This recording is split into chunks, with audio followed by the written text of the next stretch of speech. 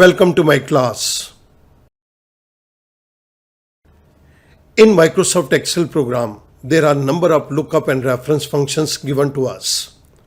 Similarly, there are number of financial functions given. Here a complete list of lookup and reference functions and financial functions are given.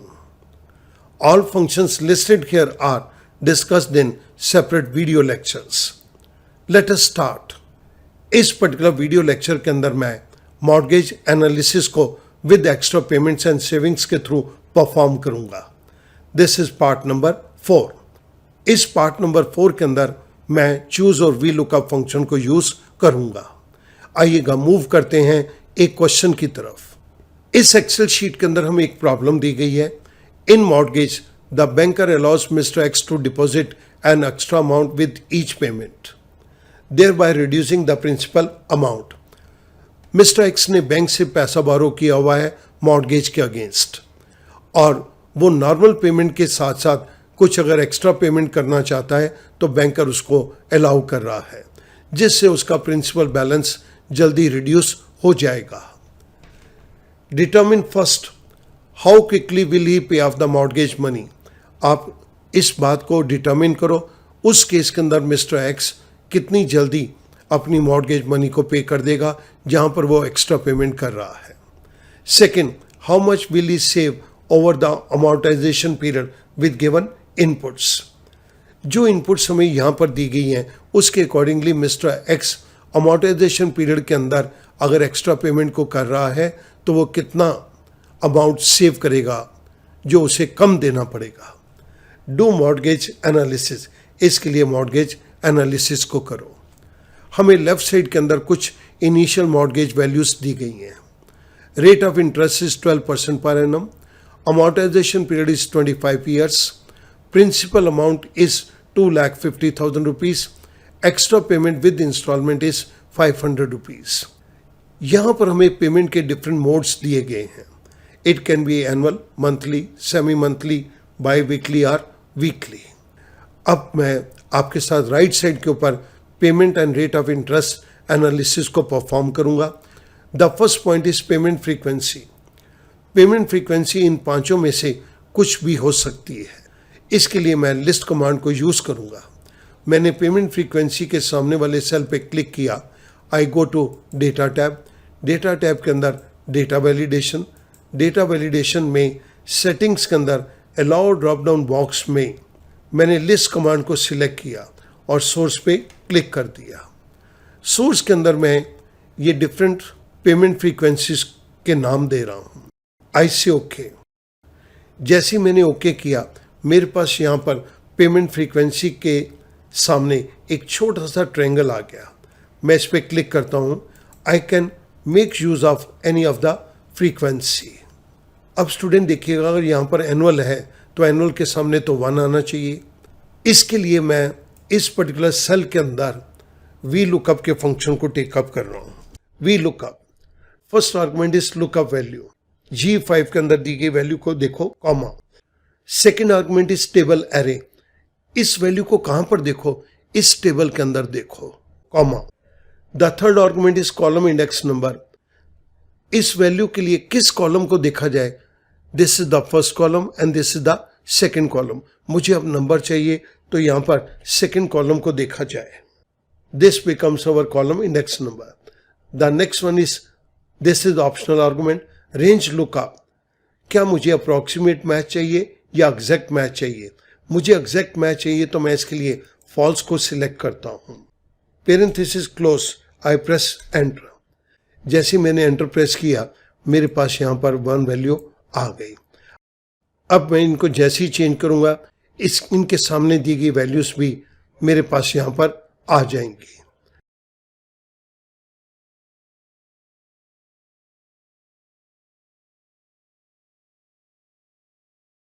We use this particular VLOOKUP function here. The next point is number of payments per year. Number of payments per year के case के अंदर मैं इस जगह पर choose function को take up करूंगा. Choose के केस के अंदर हमारे पास फर्स्ट आर्गुमेंट है इंडेक्स नंबर. इंडेक्स नंबर के अंदर मैंने इस नंबर को दे दिया H5। अगर तो हमारे पास H5 नंबर आता है, फर्स्ट केस के अंदर यहाँ पे 1 दे दो, सेकेंड केस के अंदर हमारे पास यहाँ पे मंथली है तो 12 दे दो, थर्ड केस के अंदर हमारे पास सेमी मंथली है तो यहाँ पर 24 दे दो, फोर्थ केस के अंदर हमारे पास बाई वीकली है तो यहाँ पर 26 दे दो, और अगर ये वीकली वाला केस है तो यहाँ पर 52 दे दो। आई क्लोज पेरेंथेसिस, आई प्रेस एंटर। आप देखिएगा एनुअल है तो हमारे पास वैल्यू आ गई 1। अगर मैं इसको मंथली करता हूँ तो ये वैल्यू आ गई 12। मैं इसको सेमी मंथली करता हूँ तो ये वैल्यू हो गई 24, और अगर मैं वीकली करता हूँ तो ये वैल्यू हो गई 5 के केस के अंदर ये वैल्यू हो गई 52। सो इट मीन्स मैं यहाँ पर किसी भी मोड के अंदर शिफ्ट कर सकता हूँ। हमने चूज के इस फंक्शन को यहाँ पर यूज किया है। Now the next is effective rate per payment. इसको जानने के लिए equals to rate of interest divided by number of payments per year, that is given to us in cell number G6. Now the total number of payments, this is equals to amortization period multiplied by number of payments per year. I press enter. हमारे पास यहाँ पर amortization period 25 years का है। अगर annual payment हो रही है तो ये वैल्यू हमारे पास 25 ही आएगी। मैं यहाँ पर जैसे ही चेंज करूँगा ये वैल्यूज ऑटोमेटिकली चेंज होंगी। जिन फंक्शंस और फार्मूलाज को मैंने यहाँ पे यूज किया है वो मैंने आपकी रेफरेंस के लिए राइट साइड के ऊपर दे दी है। ये मेरे पास बेसिक इनपुट्स आ गई। अब इसके बेस के ऊपर मुझे मॉर्गेज एनालिसिस को परफॉर्म करना है। यहाँ पर मुझे मॉर्गेज एनालिसिस 2 केसेस में परफॉर्म करना है, एक नॉर्मल पेमेंट के थ्रू और एक विद एक्स्ट्रा पेमेंट के थ्रू। नॉर्मल पेमेंट के केस के अंदर first point is instalment amount. Installment amount को जानने के लिए मैं पीएमटी के फंक्शन को ले रहा हूं। The first argument is rate. अब मैं इस रेट को दूंगा which is given to us in cell number G7, comma the number of period is 25 given to us in cell number G8, comma present value is 2,50,000 given to us in cell number B7, comma the next is future value. 25 साल के बाद इस loan की value 0 रह जाए, this is my future value, comma type mister x ये payment period के and में करेगा या शुरू में करेगा। मैं यहां पर प्रिज्यूम कर रहा हूं मिस्टर एक्स ये पेमेंट पीरियड के एंड में करेगा। आई क्लोज पेरेंथेसिस, आई प्रेस एंटर। हमारे पास यहां पर पीएमटी फंक्शन ने इंस्टॉलमेंट के अमाउंट को कैलकुलेट कर दिया 31,875। मैंने आपको लेफ्ट साइड पे इसका ये फंक्शन दे दिया। The next is total number of payments, this is equals to this value. The next is total amount paid. Total amount paid is instalment amount multiplied by total number of payments. 7,96,875 rupees आ गया। Student आप note कीजिएगा, मैं इनके functions और formulas आपको left side पे दे रहा हूं। अब मैं विद एक्स्ट्रा पेमेंट की ऑप्शन पे मूव कर रहा हूं।